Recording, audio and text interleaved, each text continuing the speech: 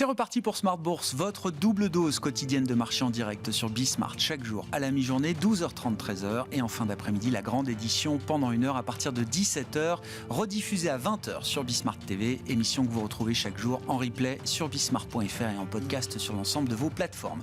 Au sommaire de cette édition ce soir, l'idée d'un apaisement retrouvé sur les marchés depuis quelques séances, même si il convient de ne pas tirer peut-être d'enseignements définitifs sur ce calme relatif qu'on peut constater en ce début de semaine, une semaine qui marquera la fin de ce mois de mars et la fin de ce premier trimestre sur les marchés, une fin de trimestre évidemment beaucoup plus perturbée, beaucoup plus chahutée que le démarrage du trimestre qui avait été particulièrement favorable pour les actifs risqués et notamment pour les actions européennes. Souvenons-nous qu'en janvier, les actions européennes avaient gagné 10% et plus sur l'ensemble du mois. Le mois de mars sera sans doute un mois négatif pour les actions, mais dans le même temps, on notera une performance obligataire positive avec des marchés obligataires et des dettes souveraines notamment qui ont servi de valeur refuge au cours de ces deux dernières semaines de stress bancaire. Nous ferons le point évidemment avec nos invités sur la situation, avec des indices actions en niveau en Europe qui montrent quand même une certaine résilience puisqu'on tourne toujours pour le CAC 40 à Paris autour des 7100 points ce soir. Du côté du secteur bancaire, on notera le rebond de Deutsche Bank. Le titre reprend un peu plus de 5% aujourd'hui. Aucune nouvelle particulière vendredi quand le titre baissait de 10%. Pas plus de nouvelles spécifiques aujourd'hui qui permettent de justifier la remontée du titre de plus de 5%. On voit bien quand même une forme d'irrationalité peut-être ou de stress dans ce marché et dans ce secteur bancaire spécifique. Et puis côté américain, la reprise des banques en difficulté est lancée. On avait déjà eu un repreneur pour la banque new-yorkaise Signature avec une des filiales de la New York Community Bank Corp. Et aujourd'hui, c'est donc le deal officiel pour la reprise des portefeuilles de prêts et des dépôts de SVB. Et c'est la banque First Citizens qui a remporté l'enchère entre guillemets. Et c'est un beau deal pour First Citizens qui va pouvoir acquérir les dépôts et le portefeuille de prêts de SVB avec une décote de plus de 16 milliards de dollars. On voit le titre First Citizen qui s'envole sur le marché américain. Et puis une autre situation d'une banque moyenne qui est regardée de près toujours par les investisseurs, c'est le cas de First Republic avec là aussi un cours de bourse qui a plutôt tendance à remonter aujourd'hui dans le sillage du deal annoncé pour la reprise des dépôts et des prêts de SVB. Néanmoins, la situation de First Republic n'est pas encore tout à fait éclaircie à ce stade. Voilà ce qu'on pouvait dire sur l'ambiance de marché en ce début de semaine. Nous reviendrons très largement sur cette crise des banques régionales américaines, notamment dans le dernier quart d'heure de Smart Bourse. Chaque lundi, notre quart d'heure américain avec notre correspondant américain, Pierre-Yves Dugas, qui sera en visioconférence avec nous à partir de 17h45.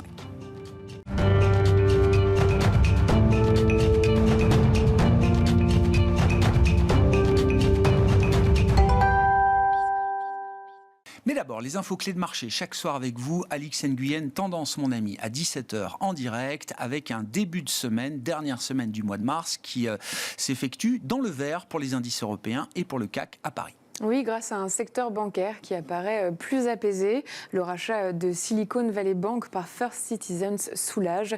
Une annonce faite la nuit dernière par l'autorité bancaire américaine. La transaction porte sur 72 milliards de dollars d'actifs rachetés avec une décote par First Citizens. La FDIC a précisé que les 17 agences de SVB ouvriront en tant que First Citizens et ce, dès aujourd'hui.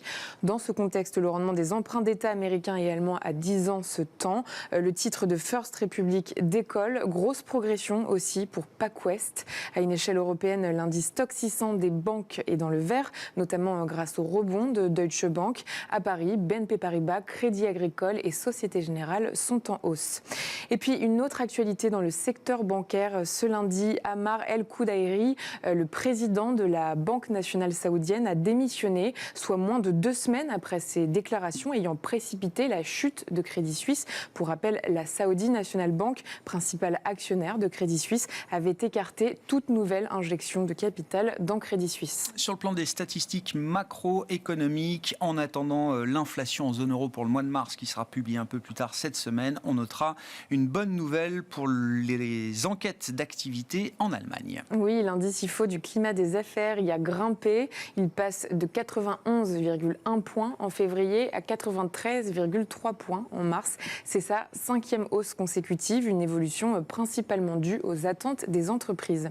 À noter que jeudi seront publiés les derniers chiffres de l'inflation en zone euro, suivi vendredi des prix à la consommation mesurés par l'indice PCE aux États-Unis. Et puis un mot des valeurs qui font l'actualité aujourd'hui, avec le titre Sanofi par exemple, qui continue sa progression. Oui, grâce à Barclays qui a relevé son opinion sur le laboratoire. On remarque aussi la nette hausse d'Orange. Ici, c'est Morgan Stanley qui a relevé son opinion. Et puis, à noter que Orpea chute après l'annonce par le groupe d'une procédure de sauvegarde accélérée devant la justice commerciale. Cette étape doit déboucher sur un changement d'actionnaire et l'effacement d'une partie de sa dette. Tendance, mon ami, chaque soir, les infos clés de marché en direct à 17h avec Alix Nguyen dans Smart Bourse sur Bismart.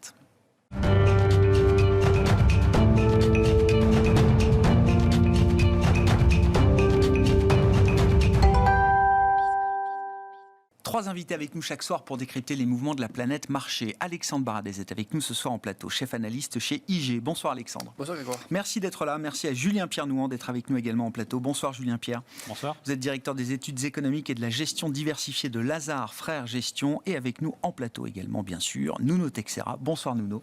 Bonsoir Grégoire. Ravi de vous retrouver. Vous êtes membre du comité d'investissement Cross Asset de Natixis IM International. Je commence avec vous Nuno, l'idée de faire un petit état des lieux après un peu plus de 2 semaines de stress bancaire. Je redonne quelques éléments. Le 10 mars dernier, la banque SVB, la Silicon Valley Bank, était mise sous tutelle par les autorités américaines compétentes. De là, s'en est suivi une série d'événements assez intenses sur le front bancaire et financier notamment, côté banque régionale aux États-Unis, avec quelques épisodes spécifiques en Europe, autour du cas Crédit Suisse il y a une semaine, peut-être autour du cas Deutsche Bank aujourd'hui.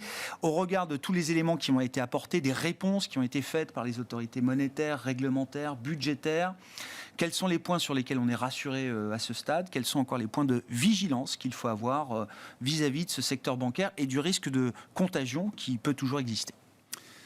Alors là où on est rassuré, c'est sur la rapidité de l'intervention des autorités de tutelle, puisque aussi bien aux États-Unis qu'en Europe, il s'est passé quelques jours avec, c'est vrai, des évolutions très rapides dans le cas de SVB qui a perdu une grande partie de ses dépôts en l'espace de 2 jours et une mise sous tutelle, comme vous l'avez rappelé, qui s'est fait dans les 2 jours. On voit même qu'on vient de trouver une solution de cession de son portefeuille de crédit et de dépôt.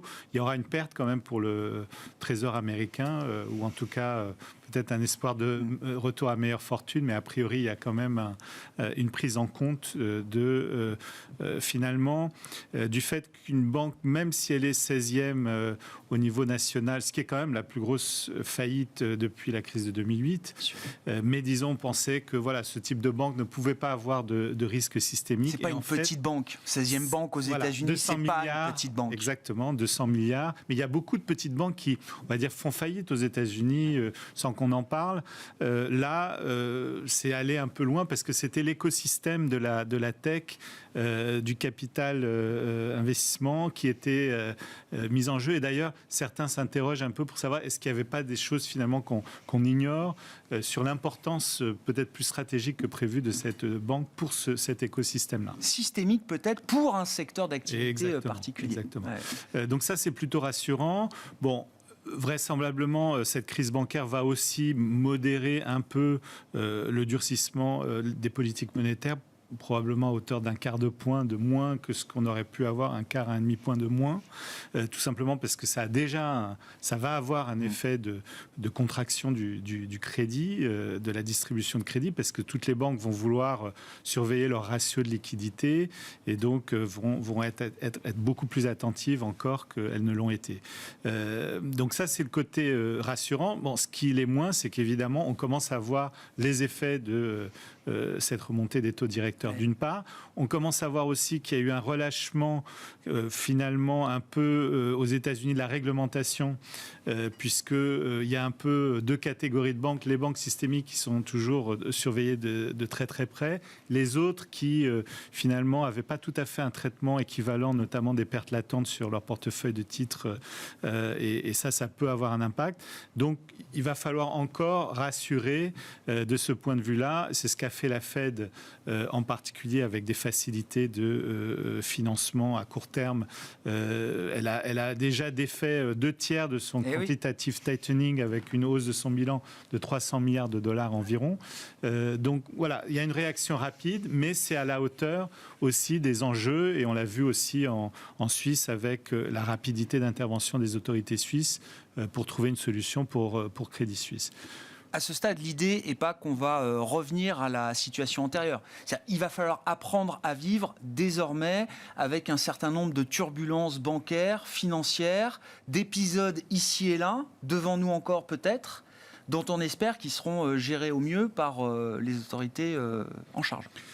Oui, pour l'instant, on n'a pas un dysfonctionnement du marché interbancaire. En Europe en particulier, les banques continuent à se prêter entre elles. On n'est pas du tout dans la situation de 2008, mais c'est justement ça qu'il faut éviter à tout prix. On a un secteur bancaire qui est beaucoup plus capitalisé qu'il ne l'était en 2008. Je crois que, par exemple, pour certains pays, on est presque au double des capitaux propres. Je pense aux pays d'Europe du Sud en particulier. Donc on a des ratios core tier 1 qui sont quand même très solides, des stress tests qui sont appliqués aux grandes banques systémiques en particulier.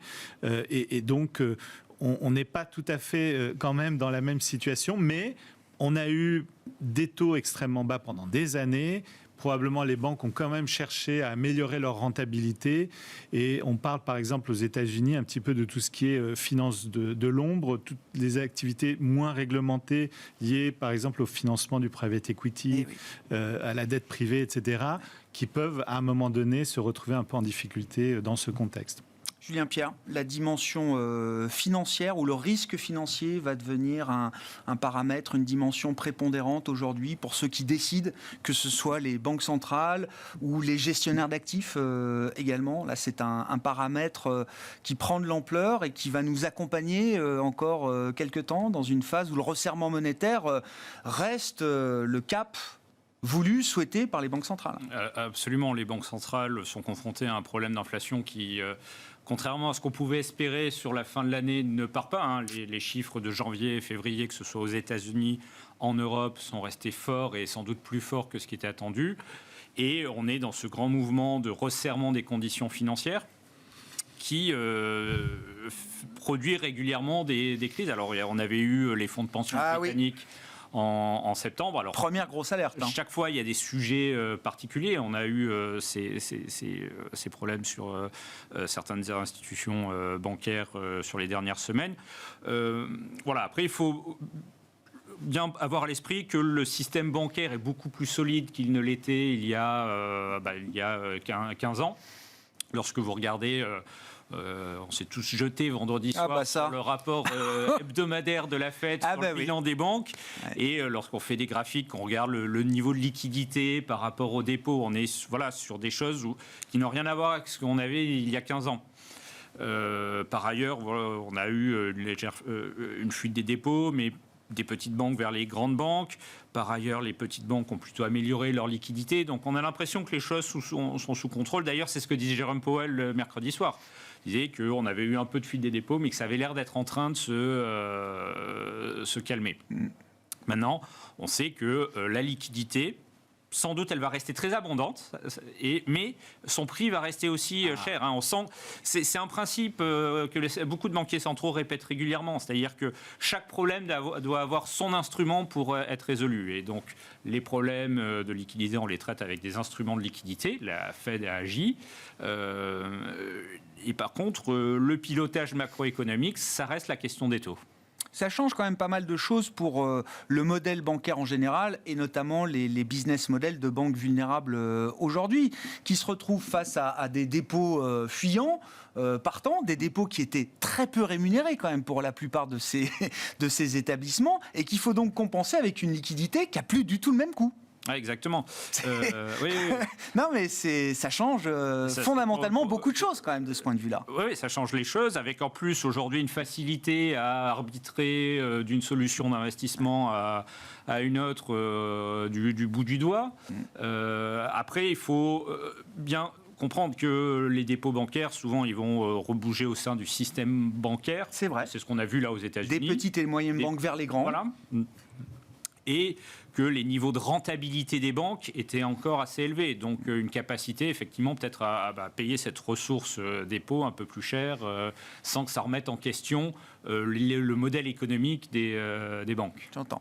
Et on a une forme de solidarité des banques aussi, puisqu'on a vu dans le cas de First Republic Bank un consortium quelque part un peu guidé probablement par la Fed de 11 banques sauf erreur, qui a apporté une trentaine de milliards de dollars de liquidités pour compenser un peu finalement son surplus de liquidités reçu justement de cette inquiétude. J'étais un peu taquin vendredi, mais c'est le constat qu'on dressait.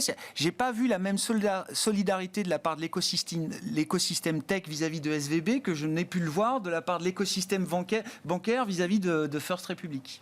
Non, mais c'était petite remarque au passage. Alexandre, vos commentaires là sur ce stress bancaire, avec effectivement, je le disais en introduction, si on regarde le niveau du CAC 40, 7075 points, quasiment 7100 points. Oui. On n'a pas l'impression qu'on est en pleine crise bancaire. Non, parce que ça, ce que vous disiez, c'est que la réponse est quand même très très rapide. Et on voit qu'il y a des départs de feu qui sont peut-être même je dis pas dans le roadbook de Banque Centrale, mais ils ont dû commencer à lister toute une série de risques qui peuvent arriver quand on remonte les taux aussi rapidement. J'espère, oui. 0 à 5% en même pas un an et demi, c'est une vitesse absolument incroyable. Forcément, ça doit craquer quelque part. Donc ça craque un peu sur les banques. Mais la réponse est à chaque fois quasi instantanée. Et on ne laisse même pas passer le week-end. Les communiqués tombent à peine, les marchés à terme réouvrent le dimanche. C'était la première fois qu'on avait eu ça donc, il y a 15 jours. Tout de suite, à 11h, enfin minuit 15, 11h15, vous aviez le communiqué. Ça, c'était la partie risque, effectivement, mais la bonne nouvelle que cela génère, c'est que ça fait retomber assez rapidement les taux courts. Donc, vous avez une repentification de la courbe de taux, et ce qui apporte aussi du coup de l'oxygène au bilan bancaire, parce que si les taux commencent à redescendre un petit peu, ça revalorise un petit peu comme la partie obligataire, donc les pertes non réalisées sont un peu moins importantes désormais. Moi, je dirais que c'est plutôt, on a quelque chose qui est pas mal, parce que, enfin, ce qui est pas mal, à condition que ça reste non systémique. Dans un contexte de polycrise, on trouve des situations qui sont peut-être moins catastrophiques que ce qu'on pouvait imaginer. Parce que ce qui va se passer là, c'est ce que vous disiez, c'est que vous aurez un effet mécanique de ce choc bancaire sur la quantité de crédit délivré, sur le coût du crédit délivré, donc sur pour les entreprises. On le voit d'ailleurs, les chiffres de la BCE vont dans ce sens-là, c'est des chiffres qui sont tombés, ce qu'on a eu ce matin comme rapport, forcément avant le choc. Et déjà, on avait déjà ce ralentissement des crédits, la croissance des crédits aux ménages et aux entreprises, ça ne peut que décélérer après ça. Donc, pour la consommation, ça va forcément être un peu moins favorable, sans pour autant la castrer complètement. Mais comme le stock d'épargne a été également un peu égratigné avec le post-Covid, on voit que les choses se réalignent, pas de manière très souple, mais ça va quand même faire une bonne partie du boulot des banques centrales. Et si on regarde les autres sources d'inflation potentielle, on ne voit pas pour l'instant. La crainte que certains peuvent avoir, c'est que ces 300-400 milliards que la Fed met à disposition, ça soit nouveau inflationniste. C'est qu'en gros, ça freine le combat des banques centrales contre l'inflation. Voire même qu'on ait un nouveau départ de fonds sur l'inflation. Mais tout ce qu'on regarde sur la partie des matières premières et des biens, on voit que l'inflation ne repart pas de ce côté-là. La Chine qui réouvre, aucun signal d'explosion de l'activité, que ce soit via les PMI, que ce soit via les profits des entreprises qu'on a eu, on a eu le chiffre ce matin, même les derniers chiffres de vente de détail ou autres, c'est pile en ligne avec ce qu'on attendait, et on voit que sur la partie commodities, ça ne se retend pas du tout. Non. Donc il n'y a pas de stress qui arrive de ce côté-là. Sur la partie transport, etc., c'est encore très, très, très descendant. Donc il y a, même sur les prix à la production, on est sur des replis en year-to-year. Donc il n'y a rien qu'on sent revenir sur la partie commodities et bien. Quand vous regardez l'inflation américaine dans sa composition, qu'est-ce qui contribue encore beaucoup? C'est les services et l'alimentaire. Mais la partie énergie est quasiment en contribution négative, et la partie des biens également presque en contribution négative, et on va y arriver. Je pense que dans les prochaines publications, très probablement, ou la suivante, on va commencer à voir l'énergie contribuer négativement. Certains prix vont être en déflation. Exactement. Oui. Et donc, oui, le service, on sait que c'est 2 tiers de l'économie américaine, donc c'est là que la Fed veut encore jouer. Mais ce qui se passe pour les banques, c'est là-dessus, je pense que ça va intervenir. C'est-à-dire via les LATEC ou autres, via le coût des crédits, etc. Les services, on voit que la pente de progression de l'inflation des services est en train de ralentir. On sent qu'on est un peu sur un sommet. Donc, pourquoi aller plus loin sur les taux de la Fed et donc les marchés, ce qui a fait beaucoup baisser les marchés l'année dernière, c'était cet effet de taux. Donc l'effet taux sur les marchés, il semble quand même très largement consommé à ce stade, notamment sur la tech. Désormais, c'est quel poids sur la croissance américaine cela va générer, et qu'est-ce qui n'est pas encore pricé. Mais sachant que l'année dernière, quand on avait déjà des moins 20, moins 30 sur les marchés, il n'y avait pas seulement un effet taux, il y avait aussi un effet de récession anticipée qu'on n'a jamais vu arriver. Donc si on la voit arriver maintenant, finalement un pricing déjà un peu fait en 2022. Ouais. Donc on a l'impression que c'est ce match qui va se jouer en fait. Quel effet de la baisse des taux pour les marchés, les temps des taux, versus le risque macro, mais un risque macro où on ne voit pas non plus de décrochage dans les indicateurs avancés ou autres. Donc oui, il y aura probablement une récession cette année, peut-être au S2, mais on ne voit pas de falaise arriver, quoi. Comment on réfléchit à la vitesse de transmission peut-être du resserrement des conditions de crédit bancaire aux États-Unis vers l'économie réelle, Julien Pierre? Est-ce que c'est un phénomène qui peut être très rapide, très fort, immédiat? Est-ce qu'on peut avoir une forme de credit crunch un peu brutal de ce point de vue-là? Ou est-ce qu'il faut aussi peut-être prendre en compte des effets d'inertie, des bilans chez les ménages et chez les entreprises qui les rendraient moins sensibles peut-être à une moindre distribution de crédit bancaire? Oui, absolument. On le voit, déjà, on a eu ce rapport, et dans ce rapport hebdomadaire, on voyait plutôt le crédit qui était resté bien orienté. Et ce qui est très clair, c'est qu'on n'est pas dans la situation classique qui fait suite à des excès de crédit. Les ménages, les entreprises ont reçu énormément d'argent, mais pas forcément sous forme de prêt, sous forme de chèques envoyés, qui font que leur bilan aujourd'hui reste encore relativement solide. Si vous regardez le ratio de dette privée sur PIB aux États-Unis, on est sur des niveaux tout à fait raisonnables, et on n'est pas dans une période qui fait suite à des excès. Qui veut dire en plus que ce qui est intéressant aussi, pour finir sur cette question de problème des banques américaines, on parle de titres, de pertes sur des titres qui sont généralement des obligations d'État et qui sont liées, des pertes latentes liées à la dépréciation du fait de la hausse des taux. Mais les $100 qui ont été achetés, ils seront remboursés $100. À terme, oui. En 2007-2008, on avait des actifs où on avait une vraie perte de rien à voir. Crédit. Oui, bien sûr. Et donc, on a tous ces facteurs quand même de résistance qui font que finalement ça met du temps à mordre sur l'économie. Et c'est vrai qu'on a eu beaucoup de discours l'année passée disant « Oh non, mais les banques centrales pourront jamais, la Fed, si on arrive à 4% de taux d'intérêt, ça sera vraiment le bout du bout. » Et voilà, on se rapproche des 5 pour l'instant. Il y a 3 semaines, on pensait 6. Il y a 3 semaines, on pensait 6, mais quelque part, a raison, parce qu'on a cette économie qui résiste bien. Les données économiques sur l'activité depuis 2-3 mois montre plutôt une réaccélération. Et ce qui est important, c'est ce qu'on voit sur le secteur résidentiel. Les chiffres du secteur résidentiel aux États-Unis depuis 1 à 2 mois montrent plutôt une stabilisation. Donc finalement, la question, c'est est-ce que le soft landing, c'était pas 2022 et qu'aujourd'hui, on a une activité qui est en train de repartir. Et ça, pour une banque centrale, la Fed, ça peut compliquer la donne. Nuno, dans quelle mesure, effectivement, ces événements bancaires et la transmission avec des durcissements de conditions de distribution du crédit bancaire, dans quelle mesure ça aide la Fed? Est-ce que ça peut rester un phénomène contrôlé, qui ne bascule pas dans quelque chose qui serait incontrôlable, un crédit crunch trop violent et trop dur à supporter? Et la question in fine, puisque le nouveau pricing de marché se met en place, où est-ce que vous placez la barre pour une première baisse de taux de la Réserve fédérale américaine dans ce cycle? Il est clair que ce qui s'est passé fait en partie le travail de la Fed, et c'était sans doute d'ailleurs ce que la Fed non pas souhaitaient, mais en tout cas souhaitaient une forme de ralentissement du crédit, ralentissement de la demande, parce que c'est encore la composante cyclique dans l'inflation core qui est encore mal orientée finalement et qui lui pose un problème. Donc on s'achemine de toute façon vers le plateau maintenant. On n'est plus du tout dans le scénario à 6% a priori, parce que ça serait beaucoup trop déstabilisant pour un environnement financier déjà un petit peu fragile. Ce qui nous interpelle un peu, c'est la volatilité sur les taux qui est beaucoup plus importante en fait que la volatilité sur les actions. La volatilité action, elle est supérieure à la normale, mais il n'y a rien de choquant. Et c'est rare qu'on puisse avoir autant de volatilité sur les taux sans que ça se répercute. Ou alors, soit la volatilité sur les taux baisse.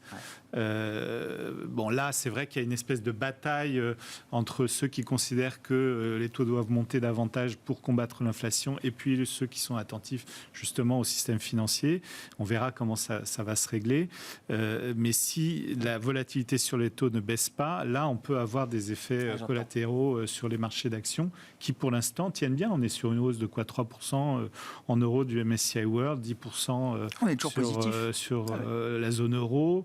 Avec des résultats qui sont un petit peu en attente de contraction, mais rien de spectaculaire, et des entreprises qui se portent bien avec des trésoreries plutôt confortables. Cette volatilité sur les marchés de taux, qu'est-ce qu'elle nous dit, Nuno? Au-delà du fait que jamais la Fed, sans doute, n'a été aussi proche de son taux terminal. Elle l'était déjà avant les événements, elle l'est encore plus sans doute aujourd'hui, mais qu'est-ce qui se passe ensuite?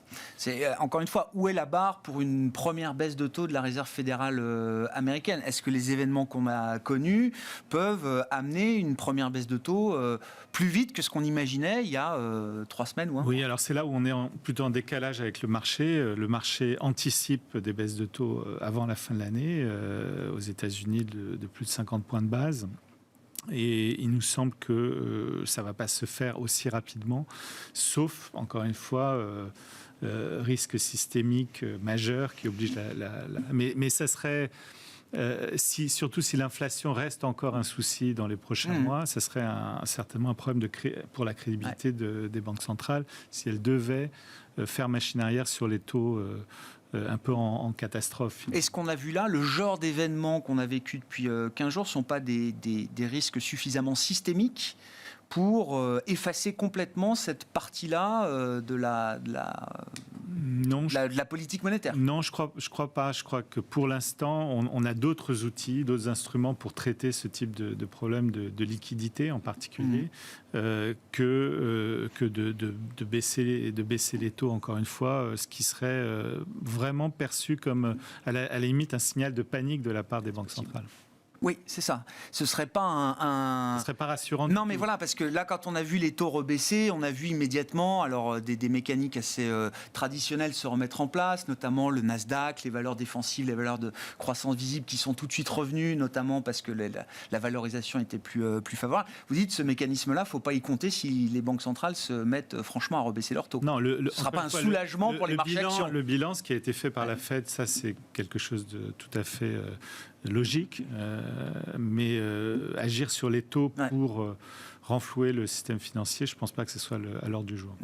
Alexandre, qu'est-ce qu'on peut dire vos commentaires? Et je veux bien qu'on dise spécifiquement là, les indices sectoriels bancaires. Je sais pas, il y a un signal particulier à l'issue de ces 15 jours de se dire ça y est, la tendance est complètement cassée, ou est-ce qu'on reste encore dans des zones qui permettent d'être pourquoi pas constructif sur ces actions bancaires? Déjà, juste pour revenir sur les propos de nous qui me semblent intéressants, c'est vrai que historiquement, en termes de signaux, quand on a des taux courts comme ça, le 2 ans ou autre, qui passent aussi fortement sous le taux de la Fed, aussi bas, les 3 précédents cycles de redressement de taux, à chaque fois qu'on est tombé aussi bas, ça signifiait qu'on était au taux terminal. Donc normalement, on y est. Dans 2 mois, le 25 points de base, c'est pas garanti. Deuxième constat ensuite sur la repentification, et ça touche les banques aussi du coup. Là, on a une repentification qui s'est faite très vite. On était à moins 110 points de base, on est remonté à moins 40 points de base 2 ans, 10 ans. il y a eu deux phases précédentes où c'était une catastrophe. C'est pendant la repontification que les marchés ont plongé. Mais la fois d'avant, dont on parle moins, c'était la période de 89 à 1992.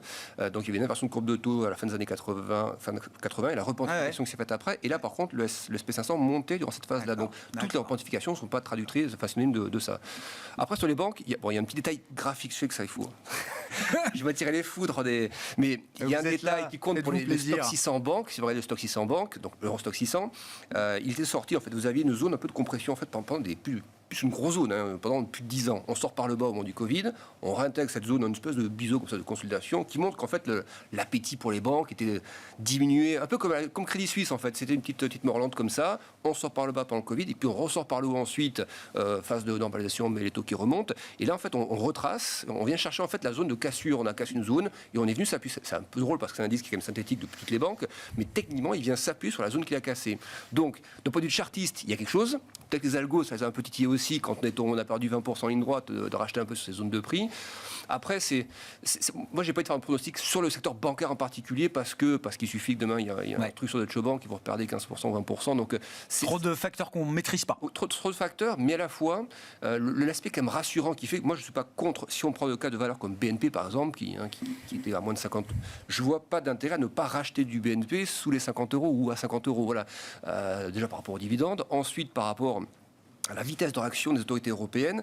Et encore une fois, parce que le système bancaire aujourd'hui, c'est un des principaux canaux de transmission de la politique monétaire. Donc, on peut raconter tout ce qu'on veut sur les banques. Si demain, on laisse un choc systémique s'installer, et la BCE le dit un peu en ces termes aussi, il votre canal de transmission de politique monétaire, il passe par quoi ensuite ? Et on sait que le budgétaire n'a plus de levier, parce que tout le monde les appelle les États à faire attention, quoi qu'il en coûte, etc.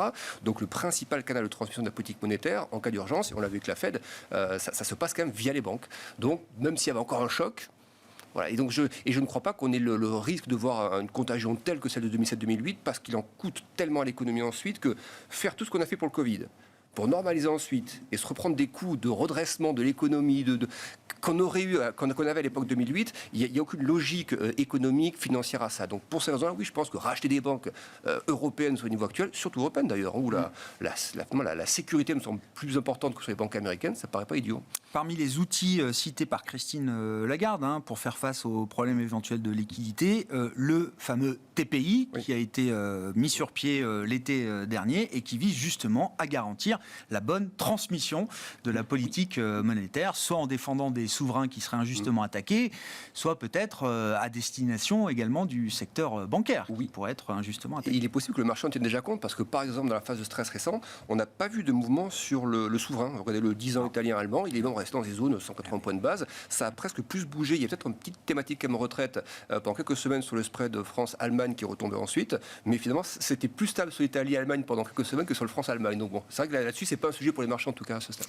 Julien, vos commentaires, et puis je voulais qu'on dise un petit mot de la sphère émergente, mais avant ça, ce que beaucoup ont remarqué effectivement dans les données hebdomadaires publiées par la Réserve fédérale américaine, il y a un guichet, une facilité qui a été utilisée ces derniers jours visiblement et qui n'était pas utilisée depuis longtemps, qui est une facilité en dollars pour des institutions étrangères. Comprenez notamment des banques centrales, pourquoi pas. Et l'une de ces banques centrales, ou certaines de ces banques centrales, sont visiblement allées taper, comme on dit, 60 milliards de dollars auprès de ce guichet spécifique de la Réserve fédérale américaine. Alors je ne sais pas, il y a un mystère, parce que le nom ou les noms ne sont pas dévoilés. Il n'y a pas de stigmatisation de ce point de vue-là qui est faite par la Réserve fédérale américaine. Néanmoins, ça entretient un peu la spéculation et l'idée peut-être que ce risque de liquidité en dollars est en train de se diffuser à des acteurs du monde émergent ? Alors, sur l'utilisation de cette liquidité, effectivement, on ne sait jamais qui... Alors, ce qui est clair, c'est que ça ne rentrait pas dans les facilités qui ont été mises en place en urgence. Pas les accords de swap. Voilà, les accords de swap. Après, effectivement, on verra. Peut-être que ça redisparaîtra à la prochaine publication. Ce qui est clair, c'est que le renchérissement de la liquidité dollar, c'est toujours un contexte compliqué pour les émergents, qui émettent, alors ils émettent plus dans leurs devises que par le passé, mais restent quand même toujours tributaires des investissements, notamment de toutes les gestions émergentes et qui privilégient souvent les actifs en devises dollars. dures. Ouais. Et il y avait évidemment des questions. Alors après, sur les émergents, c'est vrai que conjoncturellement, on ne voit pas une réelle accélération de la croissance. La Chine, on revient à la cible de 5%, mais on n'a pas du tout ce qu'on avait eu en 2009, où on avait eu une forte reprise. Et puis, il y a des histoires un peu spécifiques. On sait que la Turquie, il y a ce policy mix très particulier. Le Brésil, il y a quand même des questions sur la politique budgétaire que va mener l'administration Lula. Là, on ne va pas parler de la Russie, mais... bien sûr. Voilà, oui, il y a des poches de fragilité ici et là. Voilà, mais comme toujours, j'ai envie de dire, dans cette sphère. Toujours, mais il y a des phases où, effectivement, les étoiles, les planètes s'alignent. Et aujourd'hui, est-ce que c'est le cas pour les émergents ? Nous, on pense que non. Ce renchérissement global de la liquidité que mettent en œuvre les banques centrales occidentales et peut-être dans quelques mois la Banque centrale du Japon, on n'en est pas encore là, mais ça fait partie des choses qu'il va falloir surveiller d'ici la fin de l'année, avec ce nouveau gouverneur et une inflation qui au Japon va accélérer, des salaires qui accélèrent aussi. Et c'est vrai Je crois que tout le monde est très ouvert d'esprit désormais sur ce genre de questionnement. Voilà, donc on sent que la liquidité se renchérit et ça reste un contexte compliqué pour les émergents. Sur la Chine spécifique, un peu plus de 3 mois après la réouverture sanitaire, on a des données tangibles qui permettent de valider le scénario de reprise par la consommation. L'objectif de autour de 5% de croissance pour cette année, il est validé, il est atteignable, il reste conservateur. Qu'est-ce qu'on peut en dire à ce stade ? Alors, si on regarde un petit peu toutes les données qu'on a à disposition, les PMI clairement valident effectivement cette reprise assez rapide. Les données de mobilité que les gens regardent souvent, le trafic routier, le trafic dans le métro, vont aussi dans le sens d'une réouverture relativement rapide et d'un retour à des niveaux satisfaisants. Mais c'est vrai qu'on a d'autres choses qui sont un peu en demi-teinte. Le commerce extérieur. On n'a pas eu de fort rebond des importations et des exportations. Ce matin, on a eu les profits des entreprises qui sont plutôt à la traîne. Et je crois que c'est Maersk qui disait que les signaux qu'eux ont en tant que transporteurs sont plutôt mitigés. Donc c'est peut-être une question juste de temps.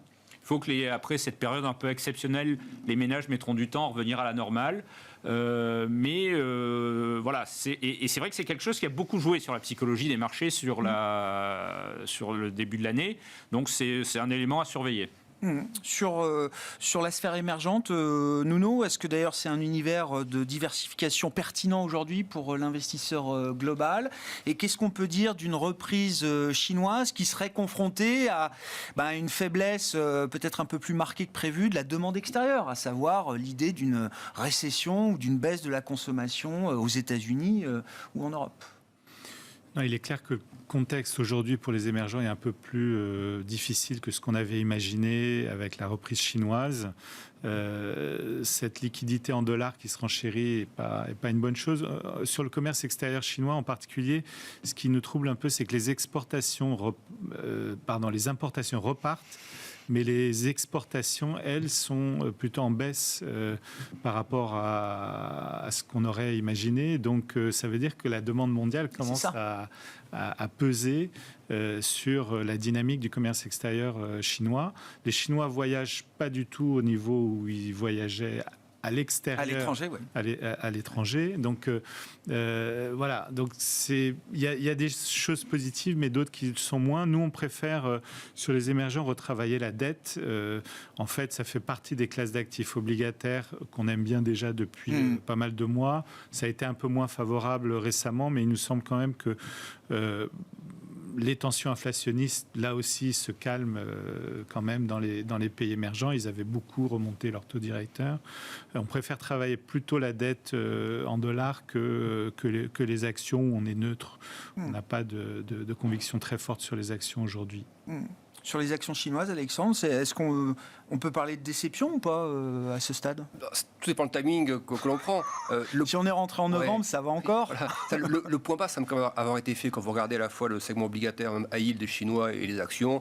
Il y a vraiment le point bas, capitulation, et ça repart vraiment sur des signaux clairs. on enlève le risque sanitaire. Le signal du G20 était pas mal à un moment donné. Alors ça s'est retendu ensuite avec les États-Unis, mais il y avait un G20 où il y avait quelque chose qui avait bien marché. Là, ça, ce qu'on voit depuis quelques semaines, c'est pas terrible. Quand on voit les photos de Xi et Poutine, c'est pas ce qui rassure le plus d'investisseurs. Poutine, le destructeur de richesse par excellence. On aurait tous les ETF exposés à la Russie, moins 80%, donc c'est cuit. Donc le risque, je dis pas qu'il faut comparer les deux, mais je trouve que d'un point de vue de l'investisseur qui cherchait des signaux d'apaisement et qu'on avait eu. Donc encore une fois, octobre-novembre, cette séquence était très bonne jusqu'à la fin d'année. Et ce qu'on voit depuis le début de l'année, c'est un peu moyen.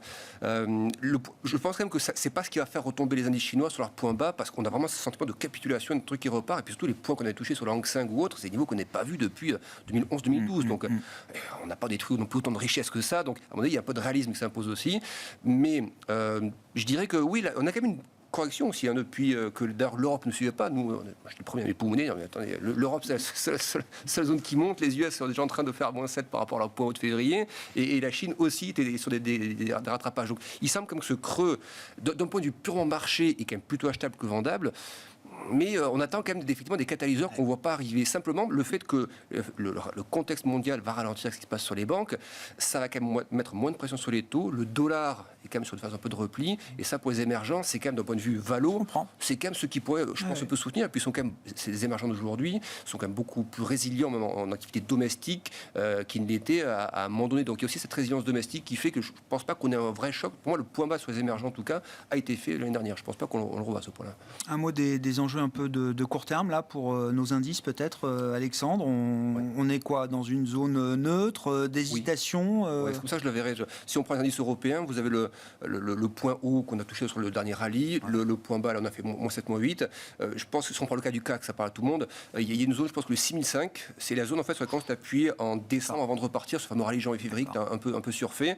C'est la baisse de fin décembre qui nous ramène à 6005. Voilà. C'est ça sur le CAC, d'accord. Je pense que cette zone-là a de quoi absorber les. Donc on n'y est pas du tout actuellement, mais si on devait effectivement avoir une situation qui n'est encore pas terrible, je pense que c'est une zone il faut pas l'écarter. Voilà. Mais en dessous de 6005, pour moi, on serait plutôt sur la survente, ce serait plutôt des bear traps que. C'est un peu le scénario du pire, quoi. Oui, voilà. 6005. Voilà. La gestion du pire pour un investisseur. Et si on prend des gros indices américains, Nasdaq, je ne suis pas convaincu que le point bas, je pense qu'il était fait par rapport aux questions de taux ou autre, mais il suffit d'avoir une zone de résultat qui est un peu moyenne ou autre.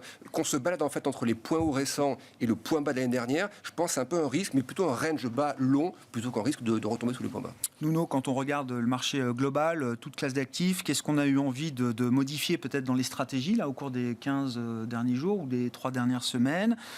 Qu'est-ce qu'on a eu envie de confirmer? Ou est-ce qu'on est peut-être un peu moins confiant pour la suite? Alors la première chose, c'est la transformation au niveau corrélation entre actions et taux. Ça, c'est vraiment la leçon des dernières semaines. On avait une corrélation très forte à la baisse sur 2022. Là, on a enfin, je dirais, des marchés de taux qui servent d'amortisseurs.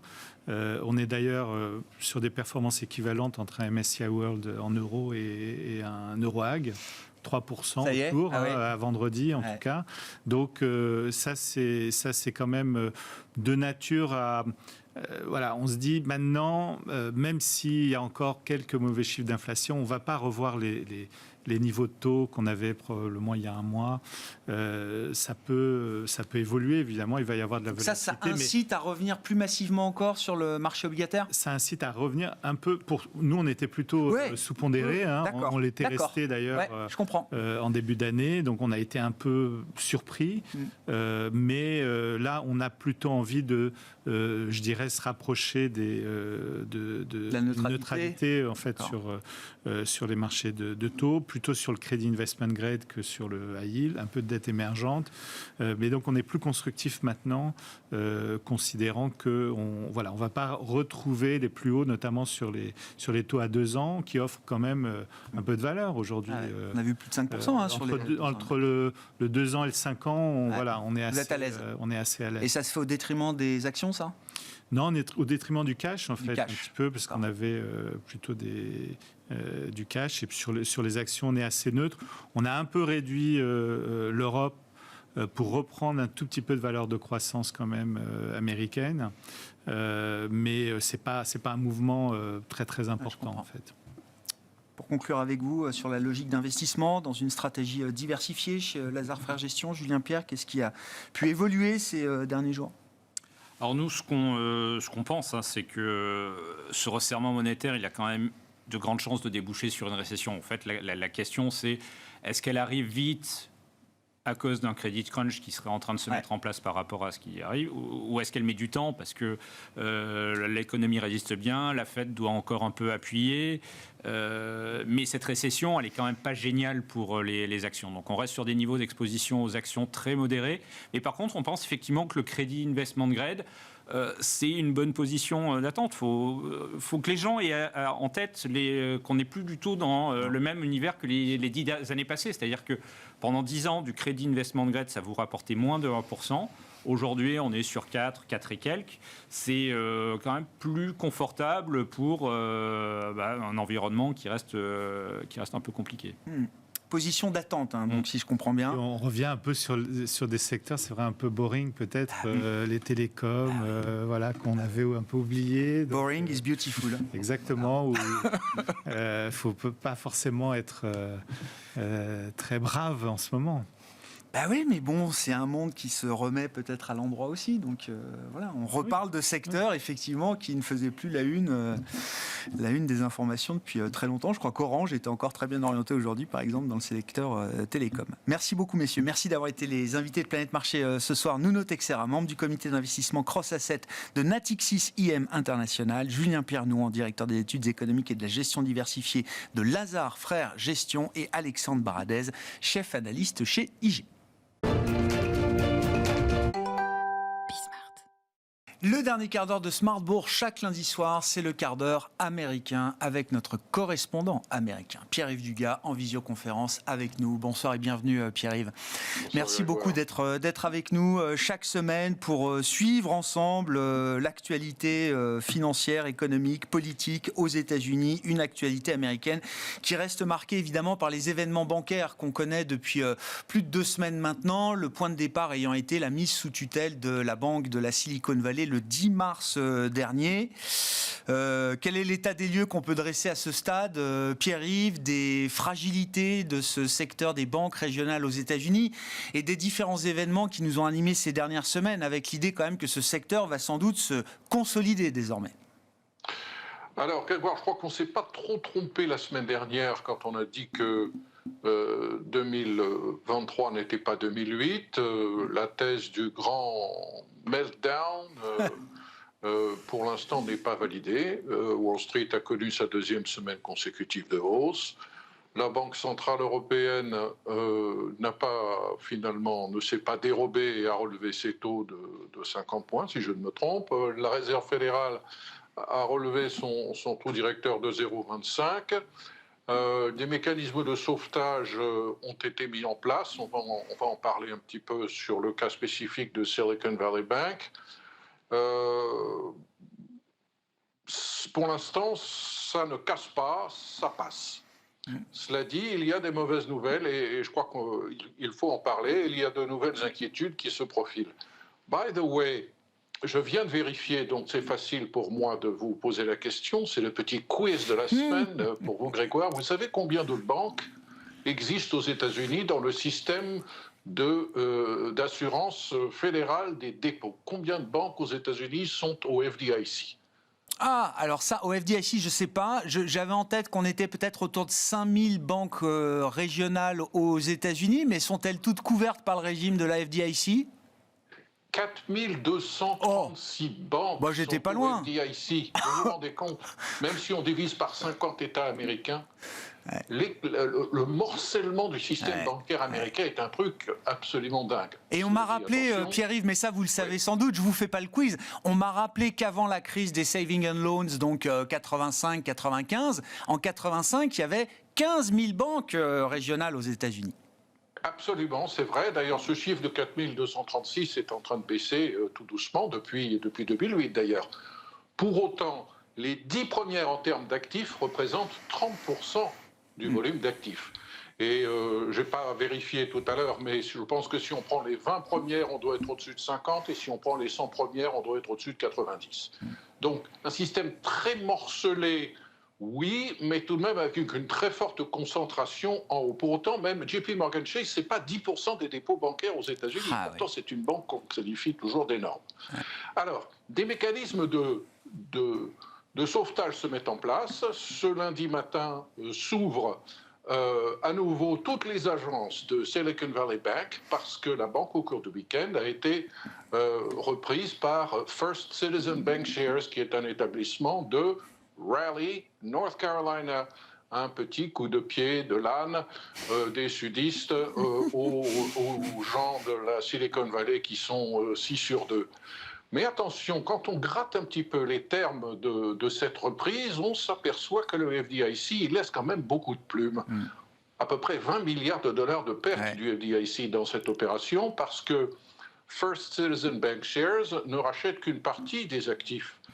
En quelque chose comme 56 milliards de dépôts et 72 milliards de prêts, mais avec une décote de 23%, qui est assortie elle-même de garanties particulières qui ont été très très sagement, avec beaucoup de professionnalisme certainement, extorquées au Federal Deposit Insurance Company par la famille Holding, qui est la famille historique qui, depuis 3 générations, contrôle cette banque, First Citizen, et qui est une banque qui a l'habitude de travailler avec le FDIC, puisqu'elle se présente elle-même comme la banque qui a racheté le plus de banques au FDIC depuis 2009. Et ces garanties, quelles sont-elles? D'abord, une décote de 23% sur les actifs, sur les 72 milliards de dollars d'actifs qui ont été rachetés, et un accord de partage des pertes qui va durer 8 ans, et en plus un accès à une facilité de crédit, de liquidité d'urgence. Donc, une belle opération probablement pour First Citizen, dont le cours s'envole de 45%, une opération qu'il fallait vite boucler par le FDIC, parce qu'on croit comprendre que parmi les racheteurs potentiels d'actifs de Silicon Valley Bank se trouvaient également des investisseurs qui s'intéressaient à l'autre enfant malade, qui est First Republic, qui pour le moment est toujours aux prises à des discussions pour un éventuel sauvetage privé. Ouais, qu'est-ce qu'on peut dire First Republic? Parce que c'est effectivement dans le paysage alors des nouvelles banques qu'on découvre, pour tout vous dire. Moi, il y a 3 semaines, je ne connaissais pas la Silicon Valley Bank, alors vous dire que je connaissais Signature ou First Citizen, en l'occurrence, qui reprend les actifs, certains en tout cas de SVB. First Republic, c'est un cas qui n'a pas l'air totalement réglé, alors pourtant, Pierre-Yves, qu'il a tout de suite, suscité une forme d'attention et presque même de solidarité de la part des banques majeures, puisque je crois qu'il y a un groupe de 11 banques qui est allé déposer assez vite 30 milliards de dollars de dépôts chez First Republic. Pourquoi le cas n'arrive pas à être clarifié encore à ce stade?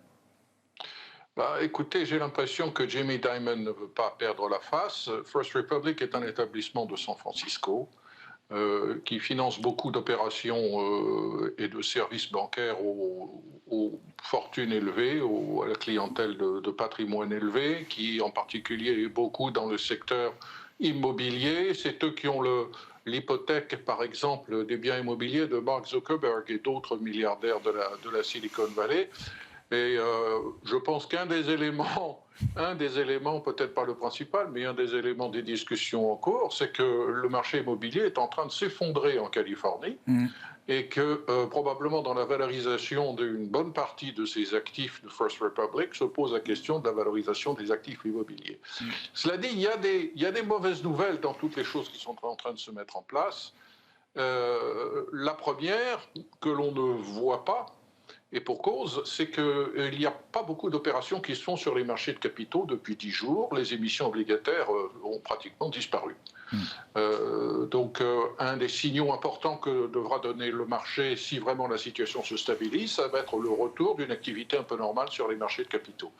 L'autre chose qui m'a frappé, c'est cet aller-retour pratiqué par Janet Yellen en direct dans des auditions publiques au Congrès, où elle nous dit le mardi, oui, nous envisageons d'étendre à tout le monde la garantie fédérale des dépôts, de manière à stabiliser la situation. Ouais. Et puis le lendemain, elle dit non, on n'a rien décidé encore, il est possible qu'on le fasse, c'est un outil important en cas de poursuite et turbulences. Mais alors, on ne sait plus très bien ce qui se passe. Pour être gentil à l'égard de Janet Yellen, on peut dire que le maintien d'une certaine ambiguïté sur le régime de garantie des dépôts est probablement une bonne chose pour maintenir une certaine discipline dans la gestion des banques. Mais l'idée d'ouvrir complètement le parapluie fédéral à toutes les banques américaines qui ont des dépôts est quand même un truc assez dingue qui, je crois d'ailleurs, a été souligné par plusieurs de vos invités au cours des derniers jours. Et puis, il y a un autre point qui m'a frappé, c'est cette interprétation donnée par la Réserve fédérale sur le fait que cette crise bancaire, si elle n'est pas destinée aux yeux de la Banque centrale américaine à avoir une contagion terrible, et si on n'est pas dans le scénario 2008, va tout de même entretenir une raréfaction du crédit et probablement équivalente à plusieurs relèvements de taux directeurs de la Fed. Neil Kashkari, le patron de la Réserve fédérale de Minneapolis, hier, a estimé que le scénario compliqué pour les banques régionales américaines rendait encore plus probable le scénario d'une récession.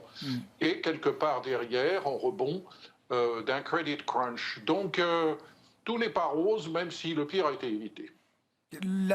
Effectivement, la communication de Janet Yellen a été assez troublante avec cet aller-retour d'un jour à l'autre, Pierre-Yves. Le fait qu'elle communique également le mercredi soir pendant la conférence de presse de Jérôme Powell, ce qui a quand même beaucoup troublé aussi la réaction de marché. Donc, bon, ça arrive d'être mal organisé, mais moi, j'ai été très étonné qu'elle puisse même envisager de dire qu'elle allait garantir tous les dépôts aux États-Unis. Enfin, quand on fait les maths, c'est, je crois, 17 000 milliards de dépôts, dont 7 000 milliards qui sont des dépôts au-delà des 250 000 $ sécurisés par le système américain.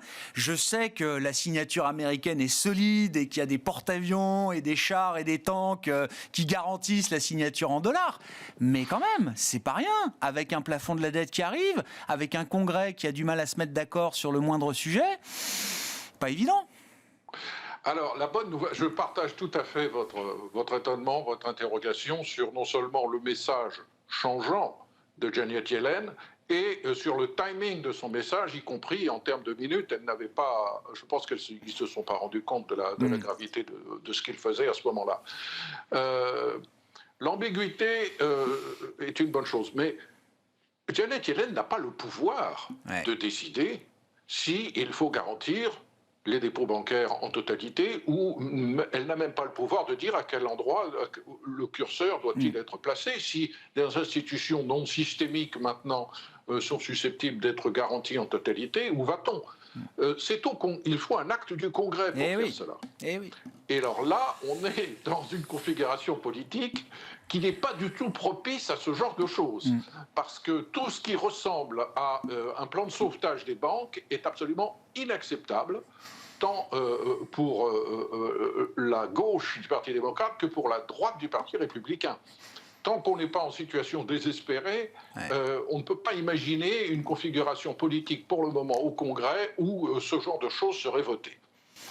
Merci beaucoup Pierre-Yves pour cet éclairage toujours précieux de la vie économique, financière et politique aux États-Unis, avec évidemment ce stress bancaire déclenché il y a un peu plus de 2 semaines maintenant par la mise sous tutelle de SVB et qui nous fait encore discuter ce soir évidemment aux États-Unis. Pierre-Yves Dugas avec nous chaque lundi dans le quart d'heure américain, 17h45 en direct sur Bismart, rediffusé à 20h45 dans la rediffusion de Smart Bourse le soir.